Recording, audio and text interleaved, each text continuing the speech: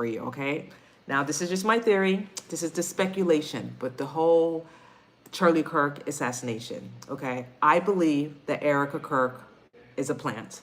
I believe that everything that happened at Transparent on 9/10 was set in motion, meaning that this was all planned to get rid of Charlie Kirk. Now, think about it. Obviously, the money, okay? You know, Wolves and Finances, they went deep in digging on the money and speculating that there's some money laundering going on at the Turning Point organization. Erika Kirk is consistently lying. She's not, she lies about the small stuff. And to me, when someone lies about the small things, you have bigger things. What else are you hiding? You know what I mean? Like, for example, she said she never been on dates. When she lived in New York for 5 years, she never drank. When she was on that reality show at Summer House, she had a glass of wine, which is not a crime.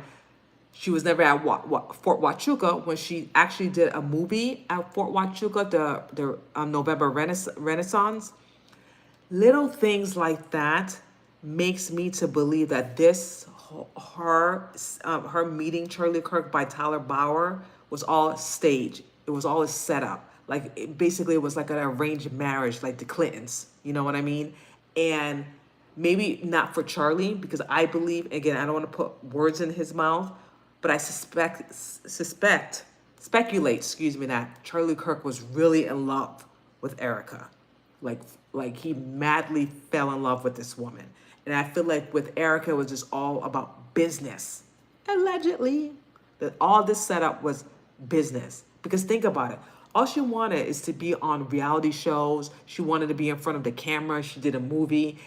Think about it. When Charlie Kirk was alive, she was not really in the spotlight. She was just a stay-at-home mom. The most time you've seen her is behind the scenes when she was traveling with Charlie Kirk with her children, and when she was doing Turning Point Faith.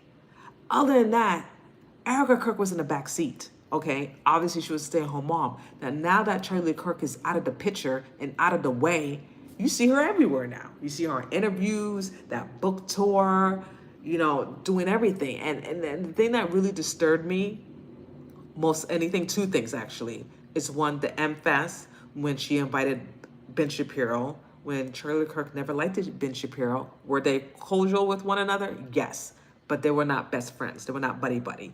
Two, Erika Kirk invited Nicki Minaj. Charlie Kirk's stance about Nicki Minaj. She's not a good role model to young women, okay, especially the music that she puts out there and how she use her body and exploit her body and everything. And plus her husband, you know what I mean, seemed like a pedophile or has some criminal charges against him. So things like that. And now the leak auto recording of her just being so jolly, basically just joy of just not even 11 days after Charlie Kirk's assassination, just hearing her in an auto recording that this was the event of the century. Who says that? To me, an outside looking in, by listening to that recording, it doesn't seem like a grieving widow to me. It just seems like, let's get back to business. Let's make this money. Let's sell this merch. It was all about numbers. And to me, and I know that she is the CEO of Turning Point, but it doesn't seem like a grieving widow to me. It's all about, we're making all this money, we're doing this. What would Charlie with Charlie? He's dead. So I don't like when people say, well, Charlie will want this, Charlie will want that. The man is dead. You can't speak for a dead person, okay? He's not here. He's no longer here, okay? I don't think, you say, or Charlie would want Nicki Minaj. You've seen his past video, how he felt about her. Oh, Charlie Kirk wanted Ben Shapiro. He had different stance about Ben Shapiro.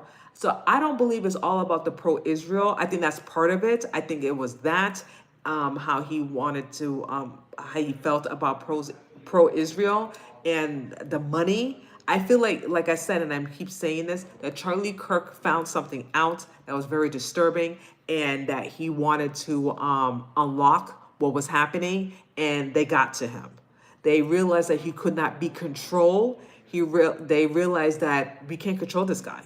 You know what I mean? We thought we could, but we couldn't. So the only one way to end this is to end his life publicly, and that's exactly what they did.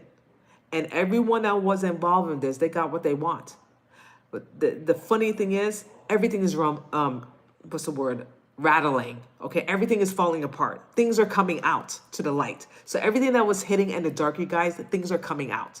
People are being exposed. You got the leaked audio recording of Erika Kirk, things that she said. You have other people, the whistleblower who used to work at Turning Point. His name is Matthew. I can't remember his last name. Saying that Turning Point organization is a Mossad. Like you have one person that's a Zionist there, which we all knew. We all knew. And now this is confirmed by the whistleblower that he said it in his own mouth in his text messages. And I was not aware in the state of Arizona, you can record people. And he recorded the whole thing. Hot damn. I wish it was I wish they passed a law here in the state of Florida where we can record people. But I didn't even know that. In Arizona, you can record people. That's awesome. That's awesome, by the way. But anyway, get back to what I was saying. So he has receipts. So you can't say that he's lying because he got receipts to back it up. At the end of the day, everyone had a main objective goal to get rid of Charlie Kirk, to get rid of him so everyone can get what they want in a piece of the pie. And I can't believe I'm saying this, but Erika Kirk was a handler. Everything was set up. Everything was arranged for Erika Kirk to meet Charlie. This was a business arrangement.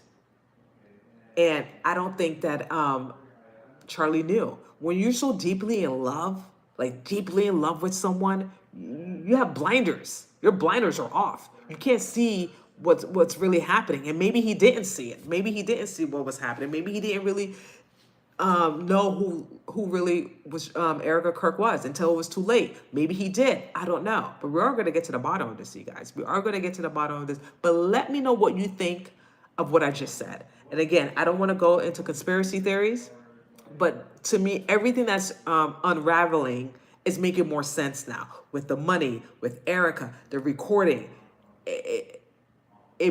I fully believe that this woman was a handler. This woman never loved Charlie. It was all about her just being in the spotlight, being in Hollywood, being famous, being the face, CEO of Turning Point. Nothing to do with Charlie Kirk's legacy. None of that.